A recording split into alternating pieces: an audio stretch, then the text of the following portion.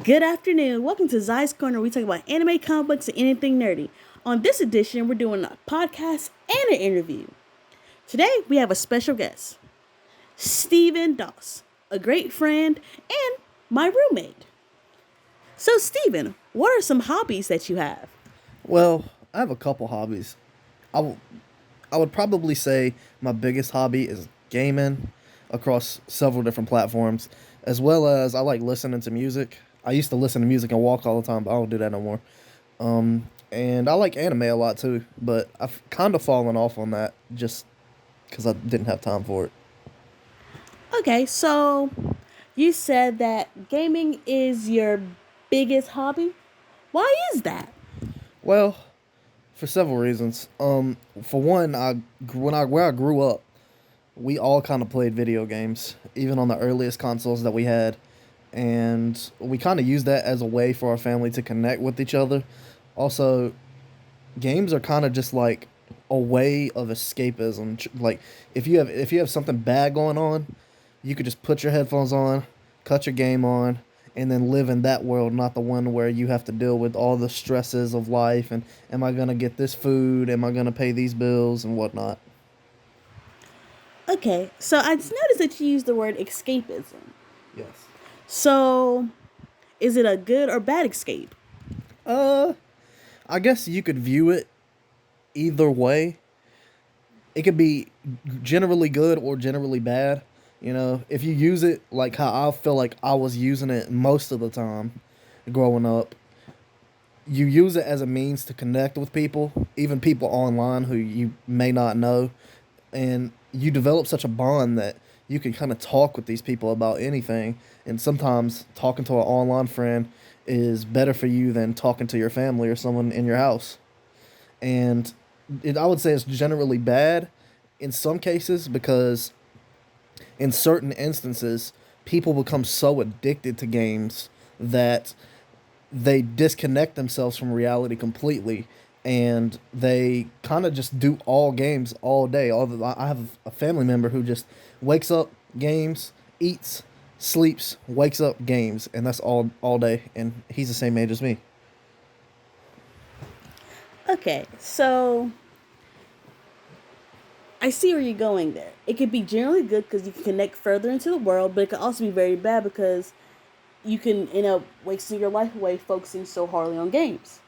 I feel like it's also good to a degree because I feel like growing up, a quarter of what I learned, like my vocabulary, lingo, certain games taught me more about subjects in school that I was supposed to be learning about than school itself did. Interesting. Give us an example of that, please.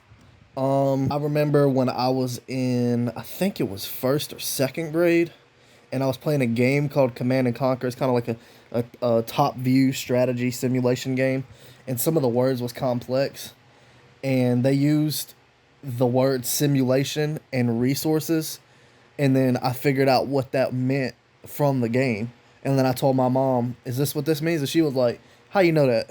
And I was also able to spell certain words that I feel like was above my grade level because I seen them on game as well. Awesome sauce. That's actually a pretty cool way into thinking about it. That's a really cool example because especially in first grade, you're probably teaching, you're learning to read, you're learning words, and you're getting this a little bit ahead of time with when you play games. Oh yeah, I feel like it definitely. If you remember the spelling assignments where you got a list of words and then by that Friday you had to take the test, I feel like that definitely helped me further my skill set for spelling certain words. That's really really cool. You said that it could be generally bad. Was there a time in your life that it was generally bad for you? Oh yeah. There was several instances where I felt like it was generally bad for me. I remember I loved games so much, particularly when I got my first PC. I loved games so much that that's all I wanted to do growing up. And it got to the point where I wouldn't even do I wouldn't even function as a normal kid like I was supposed to. Like I would if I had a bottle near me, if I just drunk a drink, instead of going to the bathroom to pee, I would try to pee in the bottle and it would often get messy. My mom hated it. Yeah. It was also points where I loved gaming so much that, again, that's all I wanted to do. So my mom was in the shower one day and she told me to do my homework, and I said, "No, I'm not doing my homework. I want to play the game." And she said, "Boy, if you're not on your homework by the time I get out, you not playing it, and I'm whooping you." Well, I cried. I was heartbroken, and I packed my little teddy bear in a bag, a couple. I think it was a can of Viennas, and some drink. I think it was a Dr Pepper, and I ran away. I ran about a 20-minute walk away, and I ran to this mansion that was kind of near us. And it's usually one of these mansions, you can visualize it, where it has a long driveway and the gates are closed. But today, for some reason, the gates was open. I don't know if they were ordering food or whatnot. But I walked up in there, knocked on the door, and it just so happened to be owned by a police officer. Yeah, that's my luck. And I remember asking them having kids the same age as me. And I said, "Hey, where's y'all's consoles at? We could play together. We could be friends." And they was like, "What's that?" "We play outside." And I was devastated. I didn't think that was possible to just play. Like, I played outside as a kid, but I'd much rather stay inside and play games. And I remember the police officer said, "Was I being abused?" And I said, "No, I just didn't want to do my homework." And then she kind of got like a funny but serious tone. And she said, "I'm going to take you back to your mom." And I went back. My mom was bawling. She was terrified. But she was kind of happy that I didn't just get eaten by like a wild dog or something. So when I came back in, the police officer said, "Do you want me to arrest your mother?" I said, "No, I love my mother." And then she left, and I got whooped. Wow, Sickles. That's wow. That's like low key. Some extreme Yeah, it's very definition. to the extreme. Yeah, like that's some extreme examples of like, you when you think of, I know there's like a misconception of gamers sometimes, especially like when gaming was first started to come out. People like, "Oh, there's a bunch of 40-year-old dudes in their mom's basements playing these games." Yeah. But like, wow, like the fact that you was a child and you can kind of relate to those 40-year-old dudes in the basement is kind of crazy. Yeah.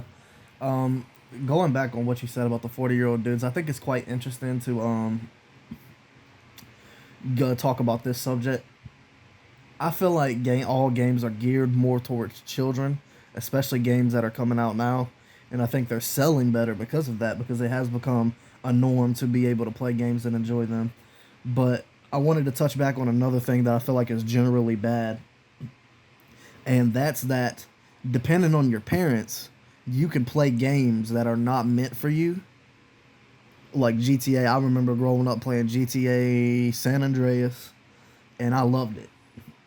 Now I didn't cuss or follow any of the things that it was promoting, but I could see how as a kid, your mind is like a sponge. You're so easily impressionable that just strictly viewing that content would make you gear more towards that content in real life.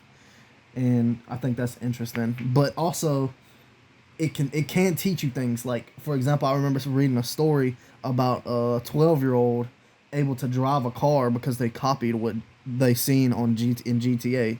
They was able to drive a car. They got chased down by the police, but I remember I was like, wow. Okay, so next question. Was there a time in your life where you felt that you had a positive or negative influence from a game directly?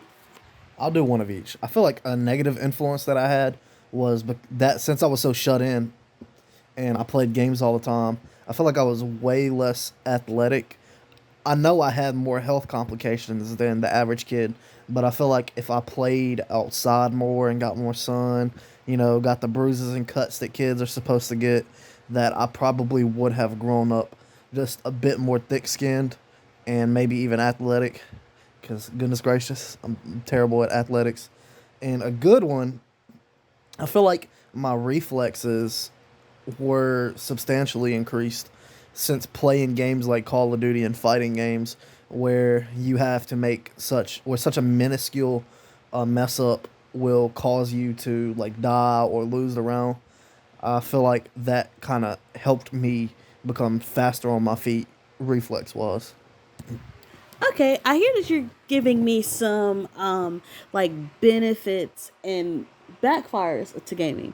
But what I was more of asking was like direct. Like for example, one of your earlier examples was how kids can learn cuss words through games. Was there a time where you was imitating characters you saw or you was really engulfed to the point that you was acting like acting like the character, or you was like believing in this world. Um, I don't think so.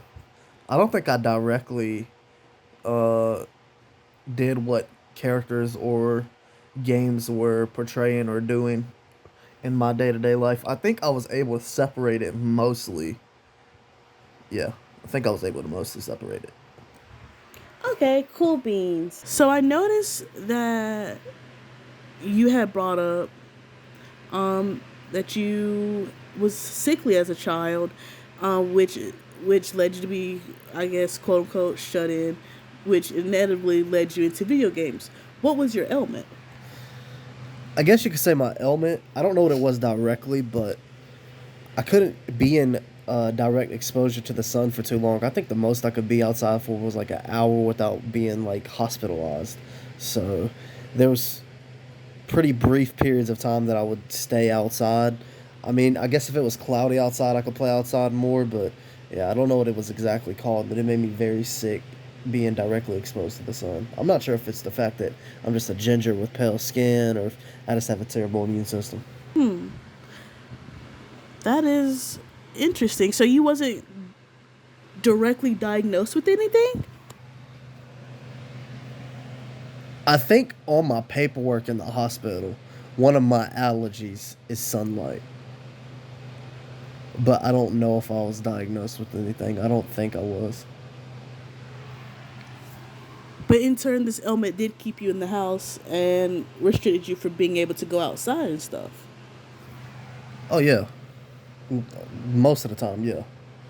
I had to beg my mom to let me play outside, and like I hated it because growing up in school, one of the days you love the most is field day, being outside.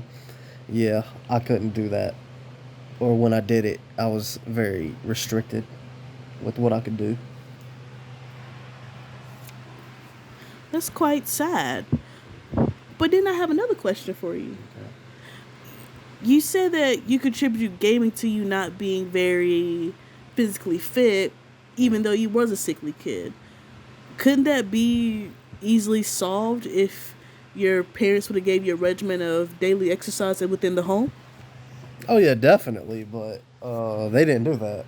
And I definitely wasn't concerned about that nearly as much as I am now. Yeah, they could have even used games like Wii Fit or anything with sports related to get me exercise, but nah, they wasn't having it. They was not having it. Understandable. I don't think most parents think about giving their kids physical activity when they have a restriction as you did.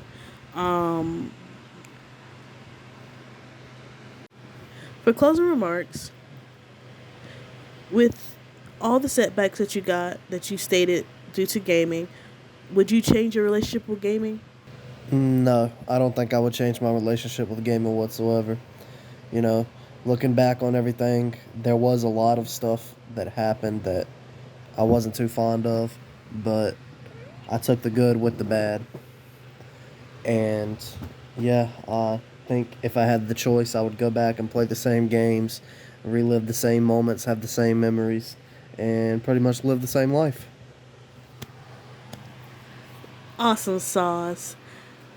That was steaming on Zai's Corner. Thanks for listening.